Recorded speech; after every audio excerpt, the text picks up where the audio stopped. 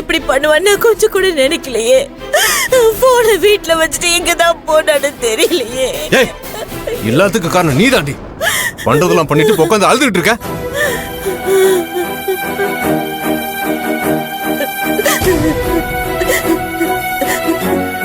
என்னங்க?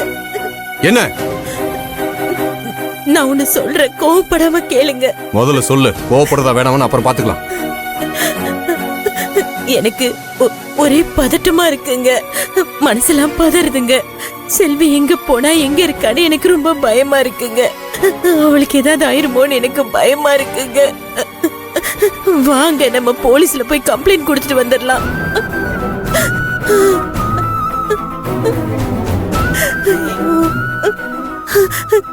என்னங்க, போலாங்க, வாங்க. சரி வா.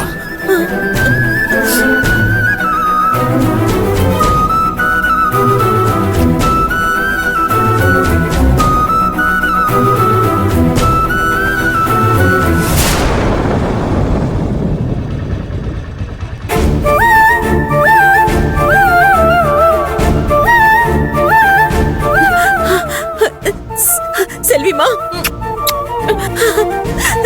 ஐயோ, எங்களெல்லாம் விட்டு எங்கடி போன? எங்களெல்லாம் பதற வச்சிட்டியடி நீ.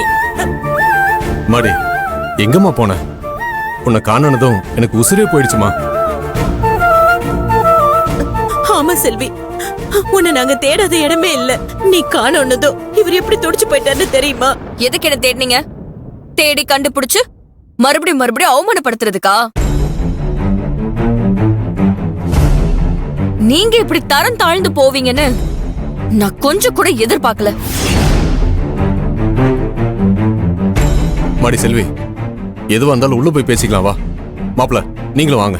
முடியாதுப்பா, இங்கேயே பேசலாம். எனக்கு பேச வேண்டியது நிறைய இருக்கு.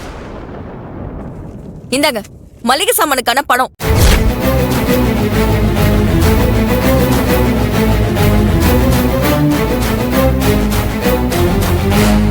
செல்வி, என்னது இது? நீ என்ன சொல்ற? எனக்கு ஒண்ணுமே புரியல. இப்போ உனக்கு எதுவுமே புரியாதுமா. நான் என் வீட்டுக்கு வாங்கின மளிகை சாமான் பில்ல என்கிட்ட தான் கொடுக்க சொன்னேன். உங்களை செட்டில் பண்ண சொல்லி நான் கேட்டேனா? அந்த அவசியமும் எனக்கு இல்ல. கடைக்கார பையன் தெரியாம கொண்டு வந்து கொடுத்துட்டான். அது கூட தெரியாம நான் இல்லாதப்ப என் புருஷனை தப்பா பேசிருக்கீங்க. அப்படியே பில் கொடுத்தாலும் என்ன? அதனால இப்ப என்ன கேட்டு போகும்? அந்த பில்லுக்கான பணத்தை நீ என்கிட்ட கேட்டிருக்கணும். அதை விட்டுட்டு என் வீட்டுக்காரரை நீ எப்படிமா தப்பா பேசலாம்? செல்வி, நான் பேசாதீங்க. ஊர்ல 1000 குடும்பத்துக்கு சோறு போட்ட குடும்பம் என் புருஷனோட குடும்பம். இன்னைக்கு என் மாமியார் வீட்டு மளிகை சாமானுக்கு நீங்க கணக்கு பாக்குறீங்கன்னு நினைக்கும் போது ரொம்ப கேவலமா இருக்குமா? என்னதான் 1000 காரணம் சொன்னாலும் என் புருஷனை அசிங்கப்படுத்தினதுக்கு நான் இந்த ஜென்மத்துக்கு உங்களை மன்னிக்க மாட்டேன். புடிங்க.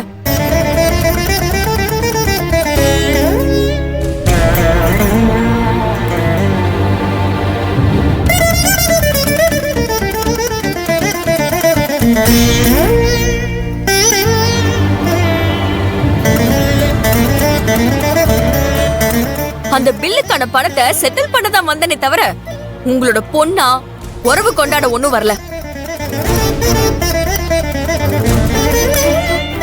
வேலுவோட பொண்டாட்டியா தான் இங்க வந்திருக்கேன். அவர் அசிங்கப்படுத்தின யாரையும் நான் என்னைக்குமே மன்னிக்க மாட்டேன்.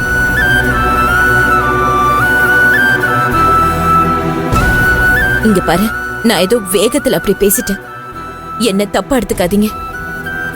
செல்வி கிட்ட சொல்லுங்க, நீங்க 2 பேரும் நல்லா இருக்கணும்னு தான். அம்மா, நீங்க இவ்வளவு தூரம் அவரை எது தெரிஞ்சு பேசியும் இந்த வீட்டு வாசல மதிச்சு வந்திருக்காருனா அது என் மேல இருக்கிற அன்புனாலையும் மரியாதைனாலையும் தான். இதுவே வேற யாராவது பேசியிருந்தா அவர் சும்மா இருந்திருக்க மாட்டாரு.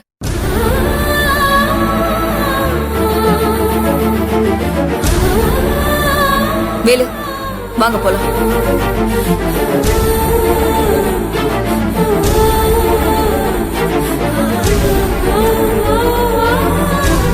என்னங்க, வாங்க. செல்வி ஒரு நிமிஷம்.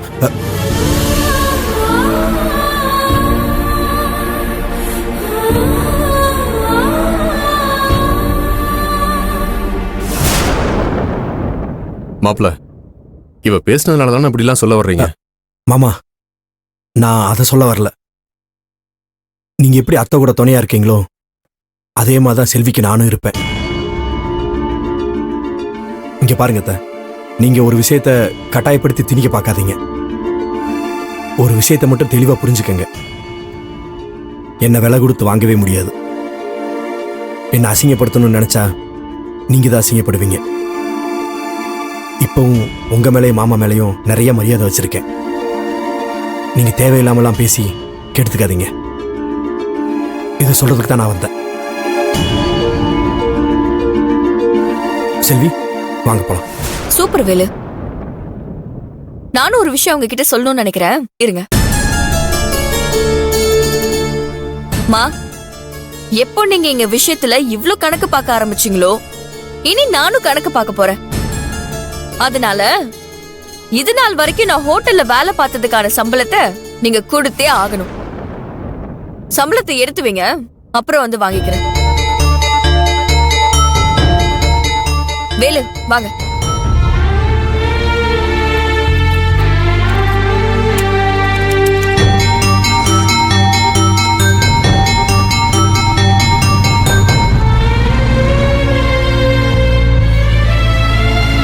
போதுமா? சொல்லு மனோன்மணி, உனக்கு சந்தோஷமா இப்போ? நம்ம பொண்ணு நம்மள மொத்தமா வெறுத்துட்டா. இப்போது புரியுதா உனக்கு? இங்க பாருங்க, அவ என்ன வெறுத்தாலும் பரவாயில்ல, எனக்கு அவ வாழ்க்கை நல்லா இருக்கணும்.